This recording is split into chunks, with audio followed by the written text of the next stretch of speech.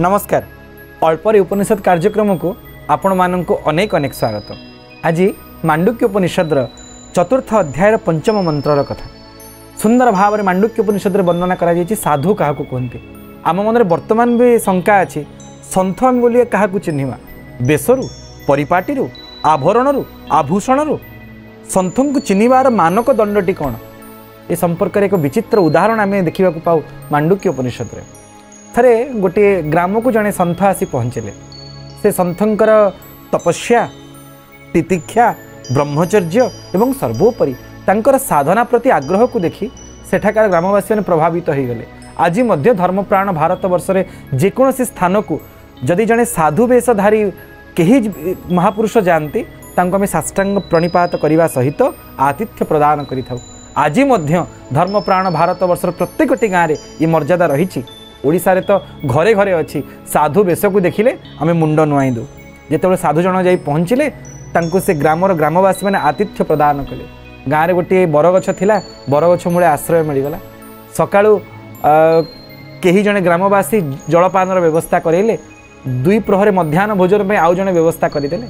से महात्मा सुंदर भाव में विभिन्न शास्त्र आधार में भगवद गीता भागवत एवं वाल्मीकि रामायण को आधार करी प्रवचन करने आरंभ कले। सत्संग करने आरंभ कले। सत्संग समस्तंकर मन आनंद लाभ कला। धीरे धीरे सन्थंग निकट को भक्तर समागम देखा मिलला। भक्त माने बढ़िले। सन्थ मात्र गोटे रात्रि रही जो स्थान को आसी भक्त मानकर धर्मप्राण व्यक्ति मानकर अनुरोध रे से स्थान आउ छाड़ी जाई पारले नहीं। दिन पर दिन गड़िला मासे हो गला। सन्थ कौन खाली बट गछ मूले रहीपर बरगछ मूले एत दिन काल सन्थों कुटीर निर्माण करागला। आ से महापुरुष जनक प्रत्यक्ष महापुरुष थिले। तांकर साधना तपस्या ब्रह्मचर्य सर्वोपरि थिला। से निजर तपह बल चमत्कारिता कार्य देखा आरंभ कले। जदीच तांकर बाणी ही प्रमाण थिला। बाणी ही वज्र भाव में प्रतिफलित होतिला। जहाँ को आमर साधारण कहती वाक्सिद्ध महापुरुष जहाँ कहिबे ता फलवती हो। आपण कहे ये कौन संभव संभव आज्ञा कहीं ना शब्द ब्रह्म परं ब्रह्म नानयोर भेदयिष्यति। शब्द ब्रह्म परं ब्रह्म मध्य कौन सी भेद नहीं। जदि आपण शब्द को ब्रह्मतुल्य मन करी ताकू प्रयोग करेंगे ताले आपणकर बाणी मध्य सिद्ध हो आपण मध्य वाक्सिद्ध हो। से महापुरुष पाखे से प्रकार अलौकिक प्रभाव थिला। जहाँ किछि तांको मुखरु बाहरुथिला ता सतसिद्ध होउथिला।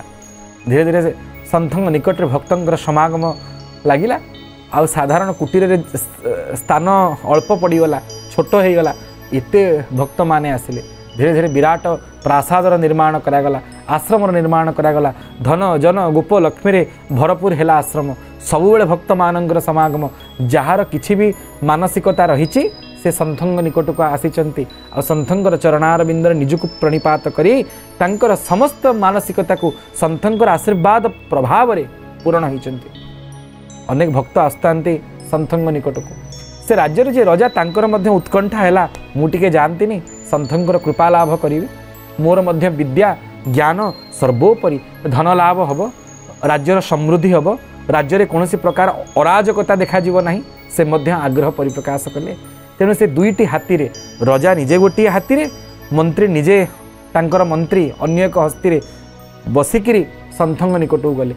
गला बेलू को अनेक धन रत्न सुवर्ण फल सन्थ को भेटी प्रदान करने नहीं उपहार स्वरूप प्रदान करेंगे। जेते बेले जाई सन्थंकर आश्रम परिसर रे पहुँची गले रजांकर अकल गुड़ुम हो गला ना कहीं ना सन्थंकर आश्रम सम्मुख भाग में 6टा हाथी और 16टा घोड़ा सेमती ठिया होइछन्ति। अन्य विभिन्न राज्यर रजा माने आसीचन्ति सन्थों को दर्शन करिवे।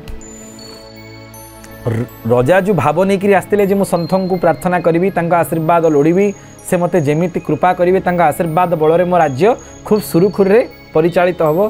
से सब कथा भूलीगले। मन में गोटे भावना आसला मु राज्यर रजा मु मात्र 2टा हाथी एवं मोर पार्षद माने 4टा घोड़ारे आसचंती अथच सन्थों द्वारे एमिति मो ठारू बेसी हाथी एवं अधिक घोड़ा बंधाई तार तो सन्थंकर धन संपत्ति मोठू बेसी ए प्रकार शंका मन में आसला। सी जो भाव नहीं कि आसले से भाव तिरोहित हो गला। जिते बड़े सन्थंग निकट रे प्रणिपात करने पहुँचले प्रणाम करी मात्र गोटे प्रश्न कले।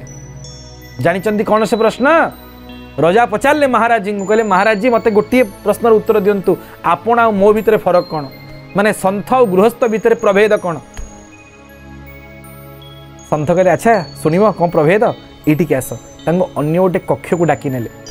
रजा मन में अनेक प्रकार कौतूहली भावना सृष्टि है, बोधे ये सन्थ कौन गुप्त मंत्र जानी, तंत्र जानी, से कुहुक विद्या प्रयोग करी समस्त को आकर्षित करुँच, समस्त सम्मुखें से कथा कहवा चाहूना मत एकांत कहे, से लगी डाकी नेले।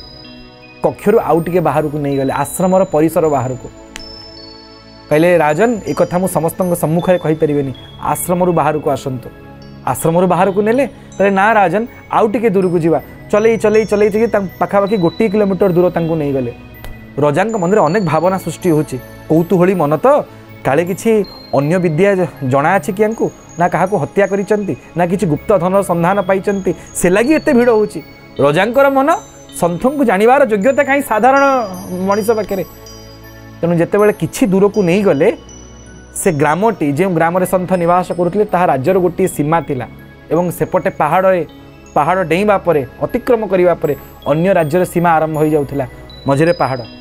वर्तमान महाराज जी सन्थ से राज्यर सीमांत स्थान रे आसी पहुँची गले एवं पहाड़ उपरे चढ़ा आरंभ कले। डाकिले रजा को, रजा आपण आसतु मु आपन प्रश्न उत्तर देवी, आपण मो भितर फरक कौन, मु क्यों प्रकार भाव में ए स्थान में पहुँची आ एत बड़ ऐश्वर्य को लाभ करी। रजा कहले महाराज जी क्षमा करंतु, मो राज्यर सीमा होची एतिकी, मु याकू अतिक्रम करिकी जाई परिबी नाही। यदि मु याकू अतिक्रम करिकी जीवी, पड़ोसी रजा तांको सैन्य माने मते बंदी करदेवे। आ जितेबाला महाराज जी जाकि पहाड़ उत्तुंग शिखर में पहुँचले, से बड़ पाटे घोषणा कले, कहले रजा शुणा चाहूच तमर आ मो भितर फरक कौन ना, आज्ञा मते कहतु कौन फरक आपणकर आ मो भितर ना, तमर आ मो भितर फरक केवल एतिकी, तमे तम राज्यर सीमा को अतिक्रम करके आसी पारिबो नाही, मु चलिली मो आश्रम तुमको लगिला। दर्शक बंधु, जो सन्थ महापुरुष गोटे गाँव रे गोटे रात्रि रे निवास करने आसी निज तपस्या साधन और बाक्सिद्धि बल एडे बड़ साम्राज्य तैयारी करथिले, गोटे क्षण मध्य सबको छाड़िकी से राज्यर सीमा को अतिक्रम करिगले। किंतु रजा राज्य को छाड़िकी जाई पारु नाहंती। यह ही प्रभेद गृहस्थ एवं सन्थ मध्य। आपण संसार भितर बुड़ीकी थिबे, संसार आपण भितर नथिबो। यह ही सन्थत्व। दीटा राज्य अच्छी, गोटे बाह्य राज्य, गोटे अंतराज्य। आमे समस्ते बाह्य राज्य रे रहुचे, ले से बाह्य राज्य मध्य आम अंतर रही। ये धन संपत्ति पुत्र पुत्र प्रपुत्र प्रति आकर्षण ये हृदय भितर रही, ये राज्य भितर। किंतु सन्थंग हृदय रे सामान्य मात्रा आसक्ति नहीं। कभी घना घना, कभी मुट्ठी चना और कभी वो भी मना। आज भगवान अनुग्रह अच्छी, घना घना घन घन घिअर्न कानिका मिठा मिलूँ, कभी मुट्ठी चना तापन्न मुठाए चना मिलूँ, और तापन्न कभी वो भी मना, तापन्न ता भी नहीं। ये तीनटा जगह जार अंतस्थिति स्थिर से ही सन्थ। ए प्रकार वार्ता प्रेरण करती मांडुक्य उपनिषद। आशा ये कथा आपको खूब स्पर्श करिथिबो। नमस्कार।